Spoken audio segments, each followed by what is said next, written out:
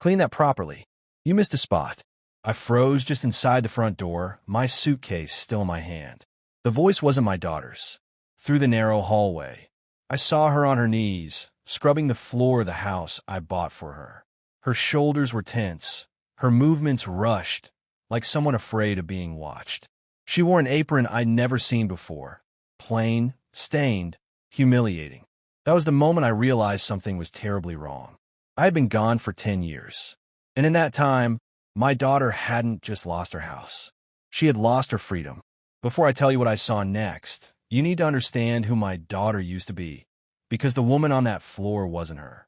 My daughter was strong, loud when she laughed, stubborn when she believed she was right, and fiercely independent from the day she learned to walk.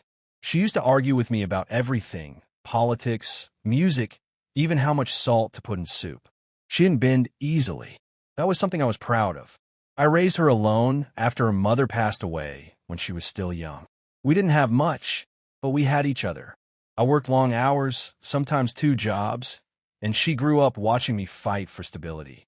Somewhere along the way, she learned to fight too.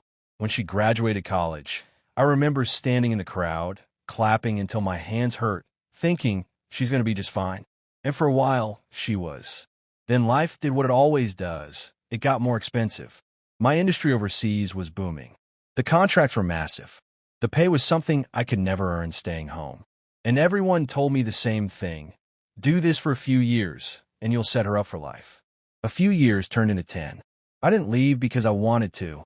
I left because I was afraid of failing her. Afraid of not being able to help when she needed it most. Ironically, that fear is what put me on a plane and carried me further away from her than I ever intended to go. Before I left, I bought her the house. It wasn't a mansion, just a solid, quiet place in a good neighborhood. A place where she could always feel safe. I remember handing her the keys and telling her, "No matter what happens, this is yours. No one can take it from you." She cried that day, hugged me like she was afraid I might disappear forever. I promised her I wouldn't. That was the first promise I broke. At first, we talked all the time. Weekly calls turned into video chats. I watched her decorate the house through a screen. New curtains, new couch, plants she forgot to water. She laughed when I teased her about it. Then the calls got shorter. She always said she was tired, busy, life stuff. I told myself that was normal. People grow. Parents step back. That's how it's supposed to be. But there were moments, small ones, that didn't sit right. Her voice changed. She stopped complaining about things she used to complain about. She stopped asking for advice. When I asked if she was okay, she always answered the same way: "I'm fine, Dad." Really, I wanted to believe her. So I did. Living abroad sounds exciting when people talk about it. New cities, new cultures, big money. But no one tells you what it costs when the novelty wears off. My days became routines measured by time zones and exhaustion. I worked long hours, slept little, and spent nights staring at my phone, calculating when it would be acceptable to call home without waking anyone. I miss birthdays, holidays, milestones that only exist once. I told myself I was doing this for her. But time doesn't care about intentions. As the years passed, the calls became fewer. The video turned into voice. The voice turned into messages. Messages turned into silence. When I finally noticed the pattern, I felt that familiar tightening in my chest. The one that comes when you realize something important has been slipping away quietly. Once, during a rare call, I asked her if she was still living in the house. There was a pause. "Yes," she said. "Of course." I should have asked more questions. Instead, I told her I was proud of her. That night, I sat alone in my apartment overseas, surrounded by the evidence of my success. Expensive furniture, awards on the wall, bank accounts that finally looked healthy and felt completely empty. The turning point came without warning. I woke up one morning with a crushing certainty that if I didn't go home soon, something irreversible would happen. I couldn't explain it. It wasn't logical. It was instinct, the kind you ignore at your own risk. I booked a flight that same week. I didn't tell her. I wanted to surprise her, to walk through that front door and see her smile, to remind myself that all this sacrifice had been worth it. As the plane descended, I imagined our reunion. The awkward hug, the laughter, The stories we tell to catch up on lost time.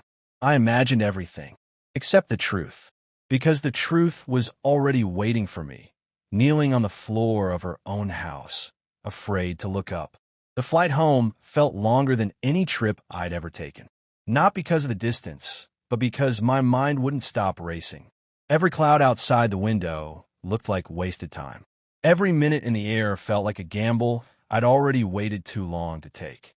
I replayed memories to calm myself. Her laugh, the way she used to slam cabinet doors when she was annoyed, the pride in her voice when she talked about fixing something herself. I told myself I was overthinking things, that 10 years apart could make anyone paranoid. Still, I couldn't shake the unease. At the airport, I bought small gifts, things a father brings home when he doesn't know how to apologize properly. A scarf, a book she once mentioned liking. I imagined her teasing me for overthinking it. The taxi ride through the neighborhood stirred old memories. Same streets, same trees, same turns I could make without directions.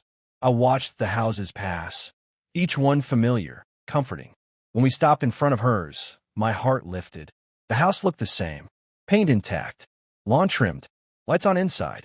I paid the driver and stood there longer than necessary, my suitcase at my feet, staring at the front door like it might accuse me of something. I told myself this was the moment everything went back to normal. I was wrong. I didn't knock. I used my key. The lock turned smoothly, like it always had, but the sound echoed louder than it should have in the quiet house. The door opened just enough for me to slip inside, and I closed it behind me gently, wanting to surprise her. The air felt heavy, not dusty, not stale, just tense, like something had happened recently and the walls hadn't forgotten yet. The living room was tidy, almost too tidy. Nothing out of place. No personal clutter. No signs of comfort. It didn't feel lived in. It felt controlled. I took a step forward, then another. That's when I heard it. A voice. Sharp. Male. Irritated. Clean that properly. You missed a spot. I stopped moving. The voice came from the kitchen. I moved slowly down the hallway, my heartbeat thudding in my ears. With every step, the sound became clearer. The scrape of something against the floor, the splash of water, hurried breathing. And then I saw her. My daughter was on her knees.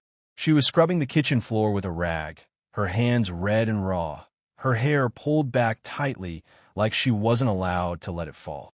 She moved fast, panicked like someone afraid of being noticed. She was wearing an apron. Not a cooking apron. A work apron. Plain. Stained. Humiliating. For a moment, my mind refused to process what my eyes were seeing. I waited for something to make it make sense. A joke. A misunderstanding. Anything. Then the voice spoke again. Didn't I tell you to do this before he gets back? She flinched. That was when my stomach dropped. I stepped forward before I realized I was moving. My foot brushed against the edge of the doorway, and the sound was enough. She looked up. Her eyes met mine, and for half a second, there was pure terror in them. Not surprising. Fear. Dad, she whispered. She scrambled to her feet so fast she nearly slipped, yanking the apron strings loose with shaking hands. Her face drained of color, her eyes darting past me toward the kitchen door. Why are you here? She asked. The question stunned me. Not when did you get here? Why didn't you tell me? Why are you here? Before I could answer, footsteps approached. Heavy. Confidence. A man stepped into view, drying his hands casually on a towel like he owned the place. He smiled when he saw me. Ah, he said, you must be your father. The smile didn't reach his eyes. I looked at him, then back at my daughter. She stood rigid beside the counter, hands clenched together like she didn't know where to put them. She didn't speak, didn't explain, didn't defend herself. I'm sorry, the man continued smoothly.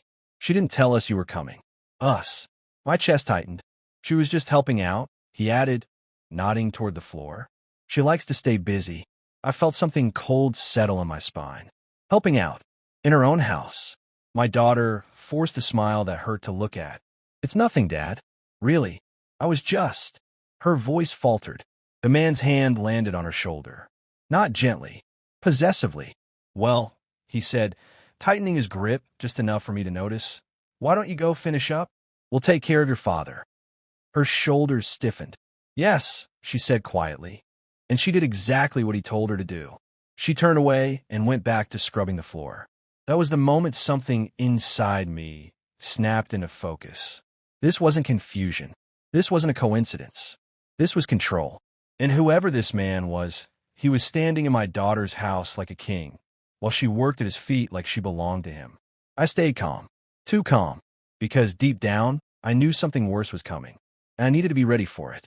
At dinner that night, they played pretend.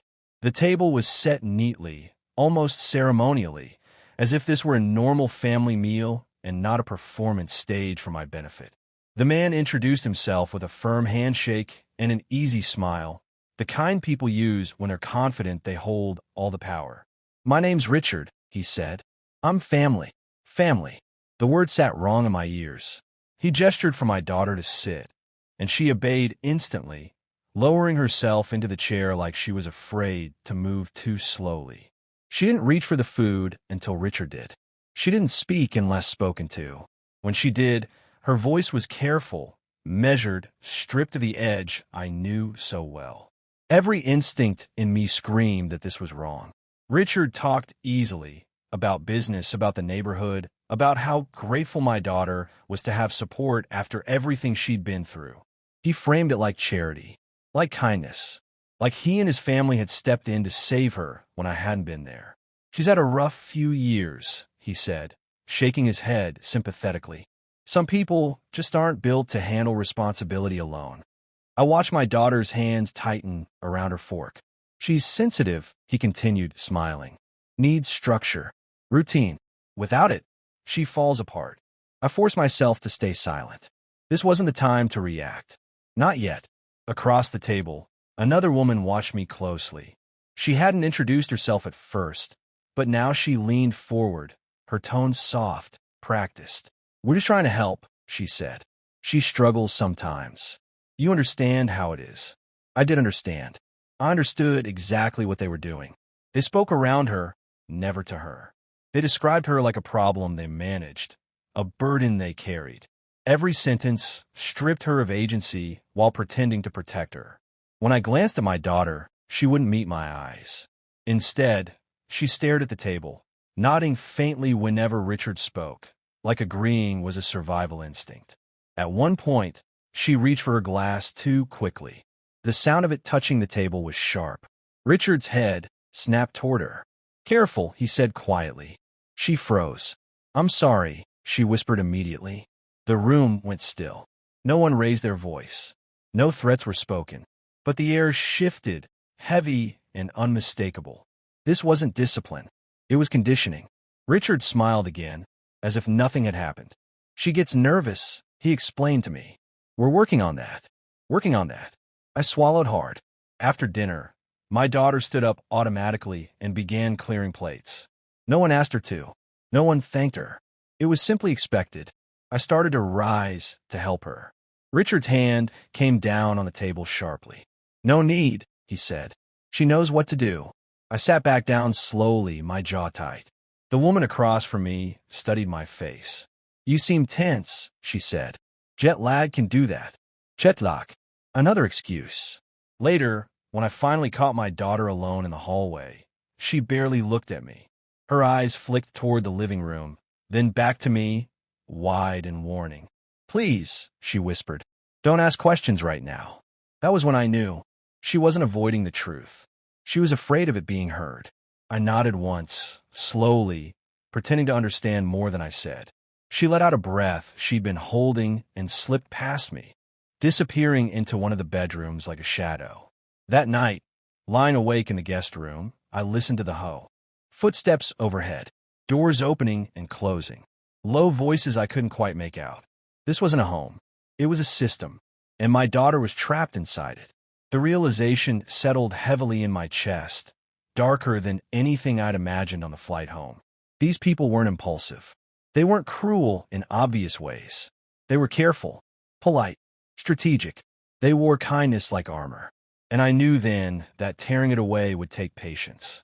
Because monsters like this don't reveal themselves when they think they're winning. They reveal themselves when they feel threatened. And soon, very soon they would. It happened just after midnight. The house was quiet in that uneasy way that never truly feels like rest. I was lying awake, staring at the ceiling, listening to footsteps move from one room to another. Every sound felt deliberate, like someone was making sure everyone stayed where they were supposed to be. Then I heard it. A soft knock. Not on my door. On the wall. 3 quiet taps.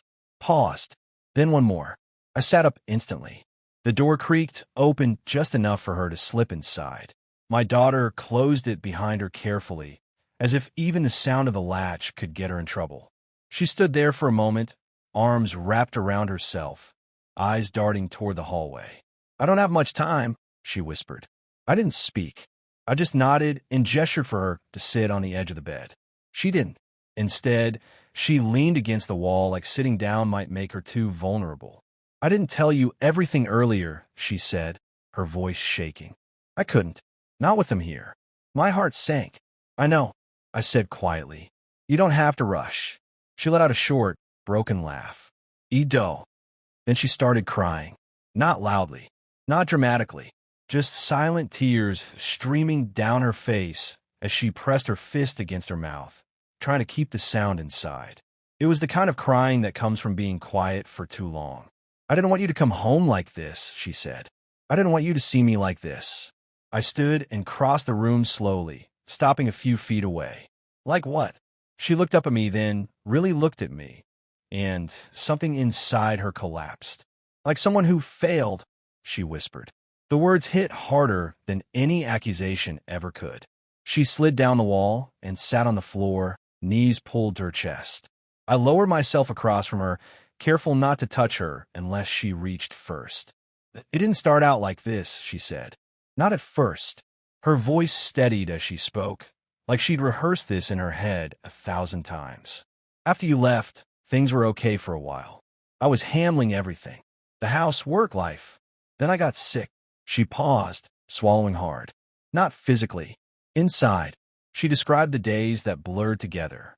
The exhaustion. The panic that came without warning. The nights she couldn't sleep, and the mornings she couldn't get out of bed. She told me about the doctor visits, the medications, the way her thoughts stopped feeling like her own. "I didn't tell you because I didn't want to worry you," she said. "You were already so far away." That sentence alone nearly broke me. "They showed up during that time," she continued. "Friends of him. They said they wanted to help. Said they'd take care of things while I recovered." Her hands trembled as she spoke. "They brought papers. So many papers. They said it was temporary. Just formalities. They talked fast. They reassured me. And I was so tired, Dad. I just wanted everything to stop spinning. I felt sick. They told me I was lucky," she said, "that most people wouldn't bother helping someone like me. Someone like me. They said the house was too much responsibility for me, that I needed supervision, that signing those papers was proof I was trying." Her eyes filled again. I didn't understand what I was signing. The words echoed in the room. "They changed after that," she whispered, slowly. "At first it was rules, then expectations, then consequences." She pulled her sleeve up just enough to show faint bruising around her wrist, old ones. "Nearly healed.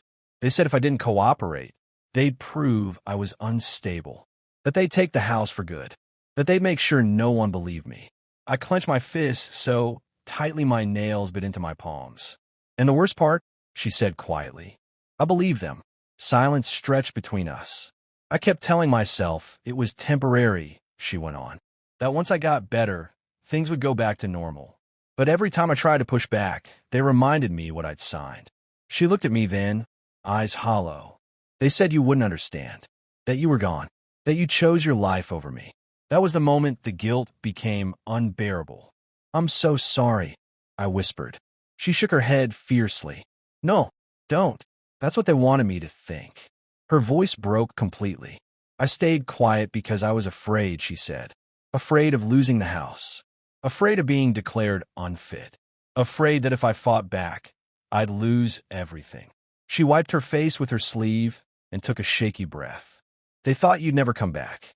I felt something shift inside me then, something cold and absolute. "They were wrong," I said. She looked at me, really looked at me, like she was searching for something solid. "Dad," she whispered, "if you get involved, They'll come after you too. I met her gaze and didn't look away. Let them try. For the first time since I'd walked through that door, I saw something flicker in her eyes. Hope. Barely there. Fragile. But real. She reached into the pocket of her sweater and pulled out a folded envelope, worn for being handled too many times. I kept everything, she said. I didn't know why. I just felt like someday I might need it. I took it from her carefully. Inside were copies of documents, notes, dates written in her handwriting. Evidence she'd been too afraid to trust, but too smart to destroy. As she stood to leave, she paused at the door. Please, she said softly. Be careful. I nodded. But inside, I already knew. Careful was no longer enough. I didn't sleep that night. After my daughter slipped back into the hallway, I sat alone at the edge of the bed, the envelope resting in my hands like something alive.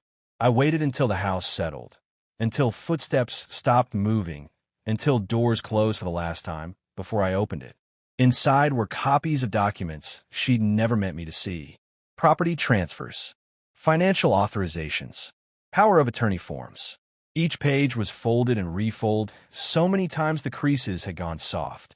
I laid them out carefully on the desk, smoothing them one by one, as if neatness could somehow soften what they contained. My eyes went straight to the signatures. Her name was there, on every page, but it didn't look like her handwriting. The letters slanted unevenly, pressed too hard in some places, barely visible in others. It looked like the signature of someone struggling to stay conscious, not someone agreeing to give away her life. Then I saw the dates.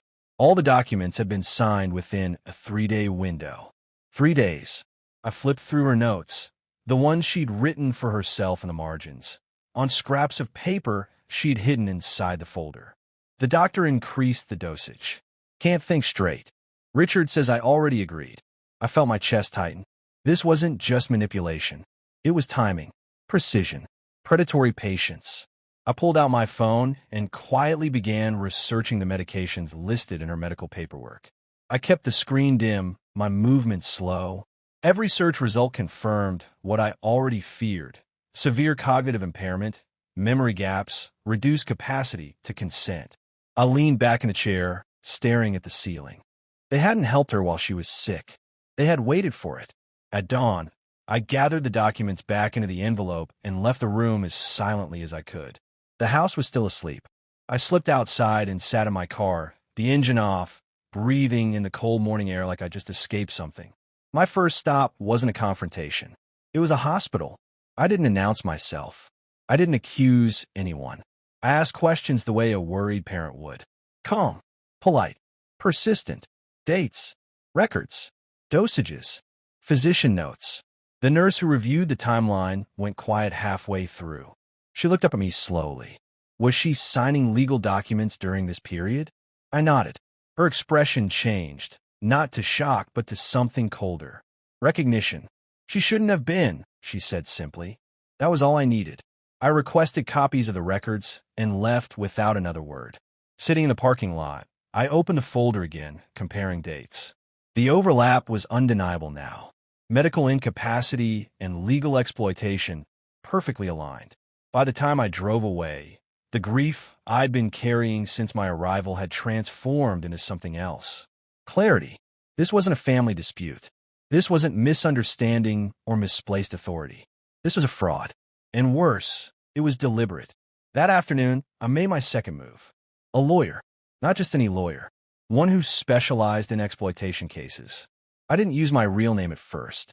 I asked hypothetical questions. I laid out timelines without faces attached to them. The silence on the other end of the line told me everything. If what you're describing is accurate, the lawyer said slowly, then those documents are not just invalid. They're evidence. Evidence. The word settled deep in my chest. We met the next morning. I brought everything. Documents. Medical records. Notes written in my daughter's shaking hand. I said nothing about emotion. I let the facts speak. The lawyer didn't interrupt. When I finished, she leaned back in her chair and exhaled slowly. They thought no one would challenge this, she said. That's the only reason people get this bold. What happens next? I asked. She folded her hands. Next, we move carefully, quietly. We let them think they're still in control. I nodded, because I already understood that part. Back at the house, nothing changed on the surface. I smiled at dinner. I listened. I asked neutral questions. I watched how they watch me now, slightly more alert, slightly less relaxed. They could feel something shift, even if they didn't know what it was. My daughter caught my eye once across the table. Just once. And for the first time, she didn't look afraid. She looked ready. That night, I stood in the hallway long after everyone had gone to bed, staring at the walls of the house I'd bought to protect her. They thought they owned this place. They thought they owned her. They were wrong. And soon, they were going to find out exactly how wrong. The most dangerous part wasn't the planning. It was pretending nothing had changed. For the next several days, I lived inside their world as if I belonged there. I followed their routines, ate when they ate, spoke when spoken to. I smiled when expected. And all the while I watched. They watched too. Richard began asking questions disguised as concern. How long are you staying? Any plans while you're here? You must be exhausted after such a long trip. Each question was a probe, a way to measure how much I knew. I answered vaguely, always vaguely. I'm just visiting. I needed time off. I wanted to see my daughter. That last one always landed wrong. My daughter moved differently now. Subtly, almost imperceptibly. She stood a little straighter, hesitated less before speaking. Small things, but Richard noticed. One afternoon, I saw him correct her in the kitchen. Don't forget your responsibilities, he said casually. She nodded, but didn't apologize. That night, he drank more than usual. At dinner, he talked louder, laughed harder, took up more space. When people sense control slipping, they don't get quieter. They get aggressive. The woman, his wife, I eventually learned, began hovering near my daughter constantly, offering help that sounded like reminders, advice that felt like warnings. Careful, she said once, smiling. You know how things get when routines break. My daughter didn't respond. I saw the shift in Richard's eyes then. The calculation, the suspicion. He cornered me in the garage 2 nights later. I should thank you, he said, closing the door behind us. She's been calmer since you arrived. I said nothing. But visits can be disruptive, he continued, especially when people start getting ideas. I met his gaze evenly. Ideas. He smiled, but it was thin now. Sharp. Independence, he said. People confuse it with stability. I felt the threat beneath the words. She's an adult, I replied calmly. Adults tend to want their lives back. For the first time, the smile vanished completely. You don't understand the situation, he said. And you don't want to. I understand enough, I said. Silence filled the garage. Then he laughed. Loud. Forced. You should be careful, he said lightly. Families get torn apart when outsiders interfere. Outsiders. In my daughter's house. That was the moment I knew pretending was reaching its limit. That night, my daughter slipped into my room again. They know, she whispered. They don't know what, but they know something. I nodded. We're close. Her hand shook. What if they try to stop us? They already are, I said. That's how I know it's working. The confrontation came sooner than expected. The next evening, Richard called a family meeting. He sat at the head of the table. My daughter was placed to his right, me to his left. A positioning choice. Deliberate. I think it's time we clear the air, he said. He stayed still. You've been asking questions, he continued. Looking into things that don't concern you. They concern my daughter, I replied. She signed those documents, he snapped. Voluntarily. She was medicated, I said calmly. The room went still. His wife inhaled sharply. You don't know what you're accusing us of, Richard said slowly. Oh, I do, he replied. He stood up abruptly, chair scraping loudly against the floor. You have 48 hours, he said, pointing at me, to leave. My daughter stood up too. No, she said. The word hung in the air, fragile and powerful. Richard turned toward her, fury flashing across his face, but stopped himself. You're making a mistake, he said. So did you, I replied. And for the first time, he didn't threaten. After that night, the house stopped pretending. Doors were closed harder. Conversations ended when I entered the room. The air felt charged, like a storm gathering just out of sight. Richard no longer bothered with politeness. He didn't need to. People who believe they're losing don't waste energy on masks. The first retaliation came quietly. My daughter's phone stopped working. It says my account was suspended. She whispered to me in the kitchen the next morning, holding the dead screen in her hand. I didn't do anything. I knew exactly who had. Then her access to the bank account vanished. Not frozen, revoked. When she tried to log in, the password had been changed. When she asked about it, Richard smiled like he was explaining something simple to a child. Too much stress isn't good for you, he said. Let's handle things. That night, I checked my own phone. 3 missed calls. Unknown numbers. No voice emails. They were probing. The lawyer called me the next morning. They've started isolating her, she said. That means they're scared. How much time do we need? I asked. Enough, she replied. But not much. Richard escalated again 2 days later. He waited until his wife was out of the house, then cornered me in the living room.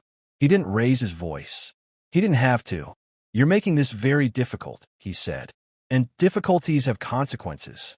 I met his gaze. Is that a threat? It's a warning, he said. Your daughter isn't as stable as you think. People like her, well, things happen. My blood ran cold. You try anything, I said quietly, and this stops being civil. He leaned closer. You don't have the power you think you do. I almost laughed. That night, my daughter didn't come to my room. Instead, I heard muffled voices through the walls. Her crying. His low, controlled tone.